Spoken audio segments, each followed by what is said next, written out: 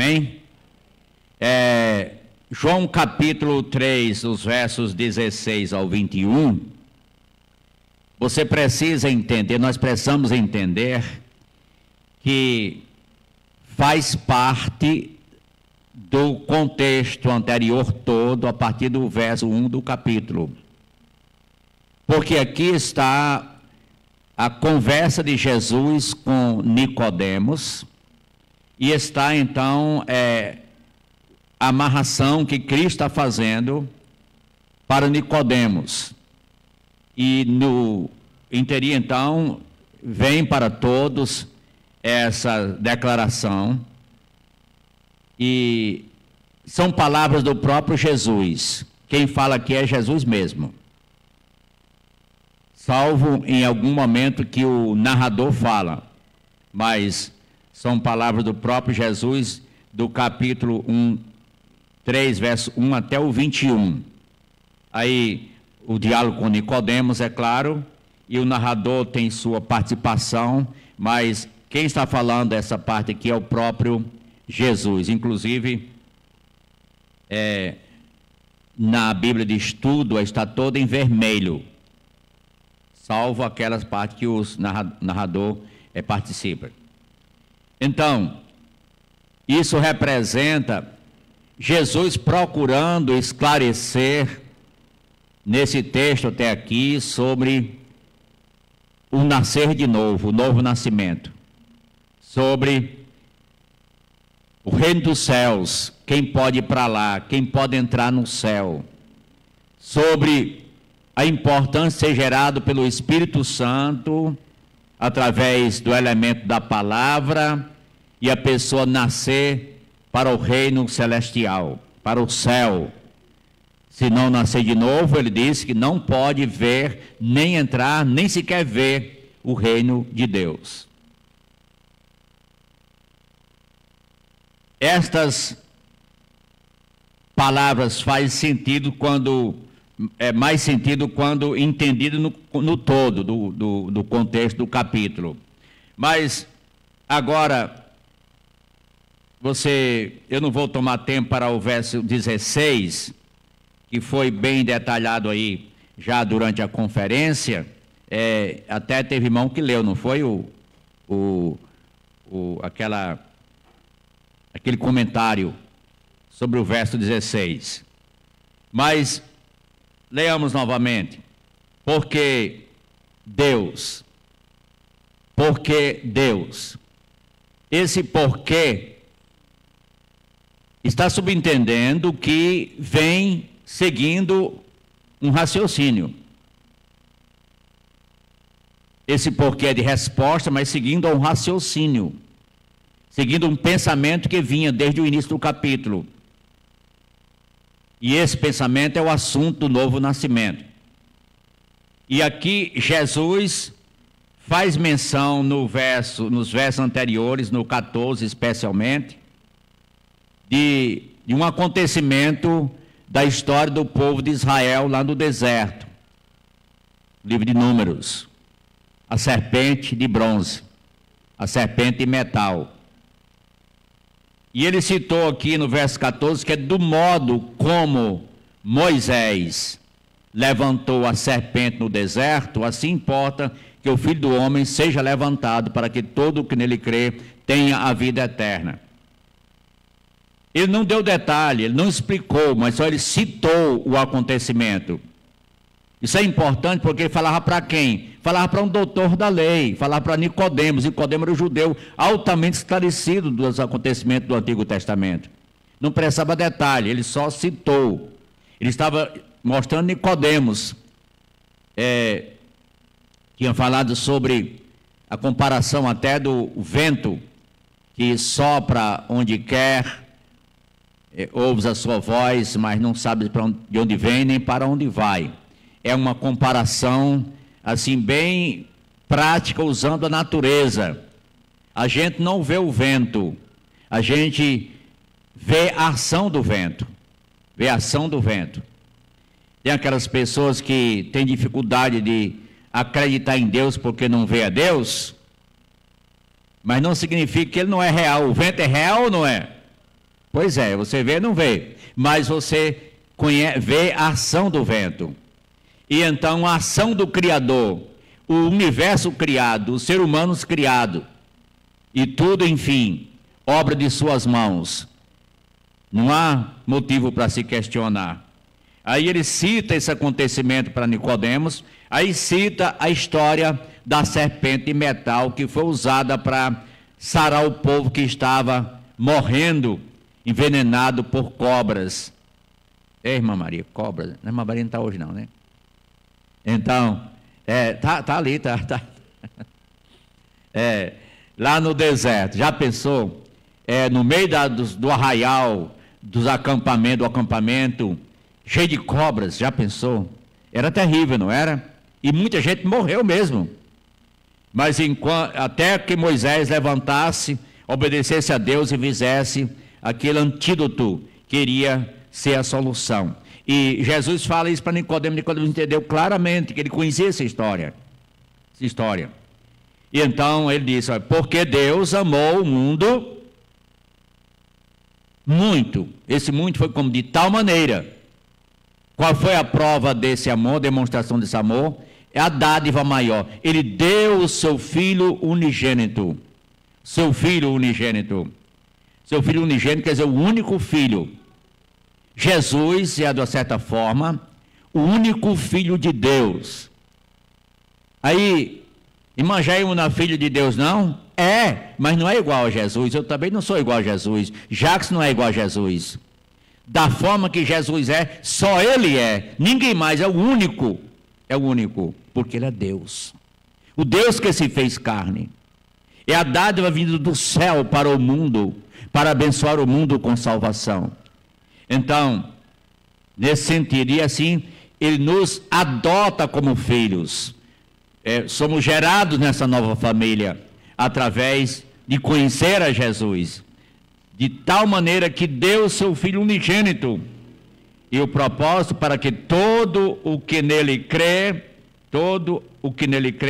que a antiga versão atualizada diz: todo aquele que nele crê, não pereça, mas tenha a vida eterna. Sendo este o texto do coração da Bíblia, demonstração do grande amor de Deus, é também o texto que demonstra a ira de Deus contra o pecado. Sabia disso? O João 3,16 é também o texto que demonstra a ira de Deus contra o pecado. Nas palavras, para que quem nele crê não pereça. Não perecer é se perder. Não perecer é morrer. Não perecer é não ir para o inferno. É não morrer, não ir para o inferno. Aí você diz: mas todos os cristãos antigos já morreram. Mas aqui não está falando da morte material. Ele não disse que quem crê nele não vai morrer materialmente. Mas não vai morrer espiritualmente, não provará da morte eterna. Não entrará em condenação. O crente não vai para o inferno, amém?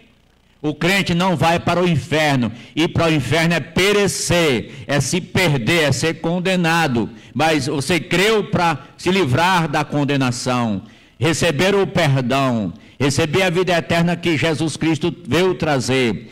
E você respondeu a oferta maior, da dádiva maior, que foi exatamente o Filho de Deus. Reconhecendo quem enviou essa dádiva, reconhecendo o valor dessa dádiva e o sacrifício que foi feito para isso poder ser realidade para nós, Deus então terá de punir com consequências eternas todo aquele que rejeitar a Jesus Cristo. Então vem agora o verso 17.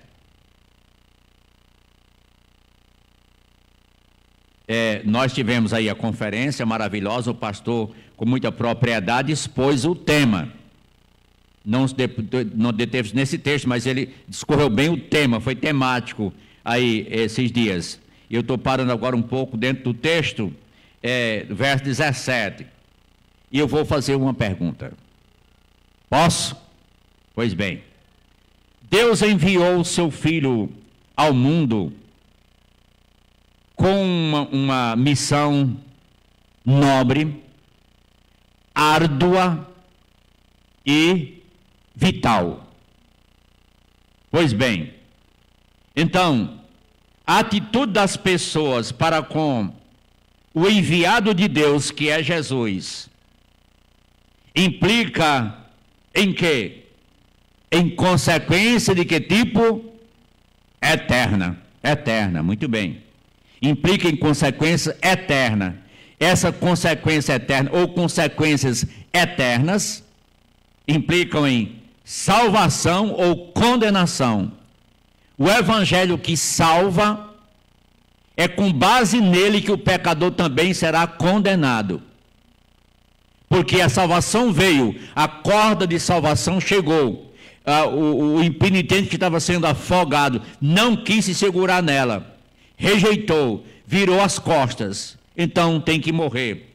O evangelho que é proposto, propagado para salvar o pecador perdido, moribundo, que estava caminhando para o abismo infernal, é o mesmo evangelho que a pessoa rejeitando será punido por ele. João 12:48. Quem me rejeita, Jesus disse, e não aceita as minhas palavras, tem que o julgue. A própria palavra que eu tenho proferido, essa o julgará no último dia. João 12:48. Pois bem, então, isso é bem expresso nas palavras crê ou não crê. Então vamos para o verso 18. Verso 18. Quem não crê, melhor, quem nele crê, não é julgado. A sua versão diz correto também, se ela disser condenado. Não é condenado, não é julgado. O que não crê, já está julgado, porquanto não crê no nome do unigênito Filho de Deus. O que crê não é julgado. O que não crê já está. Sabe por quê? Porque quando Adão introduziu o pecado no mundo, todas as pessoas já nascem com o pecado original, suficiente para deixar a pessoa distanciada de Deus. Então, quando a pessoa crê no Evangelho, ela é redimida do pecado. Do pecado. Eis o Cordeiro de Deus que tira o quê? O pecado, exatamente, o pecado. Exato. Porque você diz, mas eu não sou tão pecador assim, mas o pecado de Adão está em você. Você é caído, você nasceu errado. Nós nascemos errado. Davi foi quem disse, eu nasci na iniquidade, em pecado, e me concebeu a minha mãe. Então o mundo em si já está em decadência, já está julgado. Mas Cristo veio para quê? Para nos salvar. Diz o verso 17, Deus enviou o seu Filho ao mundo, não para que julgasse o mundo, mas para que o mundo fosse salvo por ele. Jesus não veio para condenar, não. Condenado, a pessoa, o pecador já estava. Ele veio para salvar, para nos libertar, para nos trazer a luz e a incorruptibilidade pelo Evangelho. Muito bem. Agora, deixe-me perguntar. O que acontece com quem crê no Evangelho? Quem crê em Jesus? O que acontece que nele crê? Qual a resposta? Não será condenado ou julgado. Não será julgado. Mas o que acontece com o que não crê? Já está. Já está. Já está julgado. Já está sentenciado. Então isso traz, uma certa forma, também esperança, que o que não crê já está julgado, mas o que crê não será julgado. Então, enquanto você está vivo, mesmo sendo julgado já, mas pode ser absolvido por crer em Jesus, receber nele e dele o eterno perdão. O que acontece com quem não crê em Jesus? Já está julgado. Qual é o motivo desse julgamento? Está muito claro na leitura que a irmã Lucimar fez. Está muito claro qual o motivo desse julgamento. Vamos colocar aí até umas palavras diferentes para clarear. Os homens preferiram, os homens decidiram e os homens escolheram amar o quê? as trevas do que a luz. Amaram mais as trevas do que a luz. O que acontece com quem ama o mundo, o apóstolo João disse? O que acontece com quem ama o mundo? O amor do Pai não está nele. 1 João 2,15. Não ameis o mundo, nem as coisas que há no mundo. Se alguém amar o mundo, o amor do Pai não está nele. 1 João 2,15. E aqui diz que os homens amaram mais as trevas do que a luz. Então, quantos pecados a pessoa precisa praticar para ir para o inferno? Só um. Na realidade, já nasceu pronto, não foi? Mas vem por causa da natureza pecaminosa, vem expressa da natureza. E o pecado se expressa de várias formas, não vamos explicar aqui, porque a gente quer avançar. Mas que, na realidade, se alguém amar o mundo, o amor do Pai não está nele. O que acontece com todo aquele que pratica o mal, de acordo com o texto lido? Aborrece a luz, não se chega para a luz. Por quê? Para que as suas obras não sejam manifestas. Ele tem vergonha. A pessoa em pecado tem vergonha de chegar para a luz. Deixa-me dizer uma coisa aqui. Na cidade de Pirapora, Minas Gerais, eu estava na feira, na beira do Rio São Francisco. E vendendo queijo requeijão. E é bom requeijão. E deu uma saídazinha para dar uma volta assim na feira. E tinha um culto, uma roda de pessoas assim, e alguém pregando.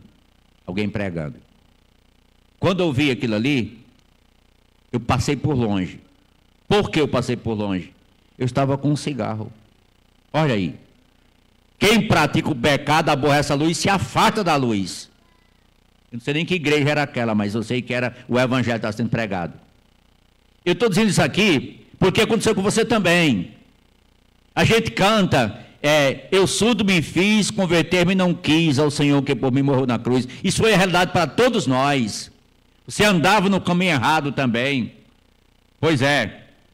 O que acontece com todo aquele que pratica o mal aborrece a luz. Mas, ao contrário, com o que pratica a verdade, ele aproxima-se da luz para que as suas obras sejam manifestas, porque feitas em Deus. Então, o crente é para estar na luz de Deus e estar junto com os outros, estar nas programações, no culto, estar proclamando a Jesus e adorando a Jesus e mostrando a sua realidade salvadora para quem não o conhece. Nicodemos escutou isso de Jesus. Eu creio que Nicodemos foi salvo.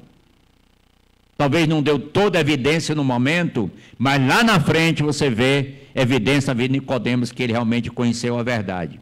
Não só ele, mas outros lá também junto com ele. E Jesus teve esse confronto com ele e mostrou, você tem que nascer de novo. E pelo Evangelho, hoje isso pode acontecer, porque ele veio para o que era seu, os seus não receberam, mas o que acontece com todo aquele que recebe a Jesus? Deu-lhes o poder de serem feitos o quê? Filhos de Deus. Crer em Jesus é receber Jesus, então, entende? Crer em Jesus é receber a Jesus, receber Ele como o único Salvador. Então tem que decidir. Para crer tem que decidir. Para sair das trevas tem que decidir. Para vir a Jesus, receber a Ele, tem que decidir. Hoje é noite de decisão. Já é salvo? Nossos ouvintes, todos já têm a mesma certeza, senão é tempo de decidir. Amém? Nosso Deus, aplica a Tua palavra aos corações. E se tem alguém que não tem ainda certeza de que nasceu de novo, de que não está mais sujeito ao julgamento, à condenação, pode se preocupar com isso, não vá dormir sem resolver esse problema, mas que tome um momento diante de ti e abra o jogo com Jesus e diga a Ele, Senhor, eu quero começar tudo de novo, eu quero ajeitar a minha vida, eu quero que o Senhor entre em meu coração, eu quero ser salvo, eu quero ser crente, eu te recebo, eu creio em ti, eu quero ser um crente verdadeiro. Tem alguém hoje que queria fazer essa decisão?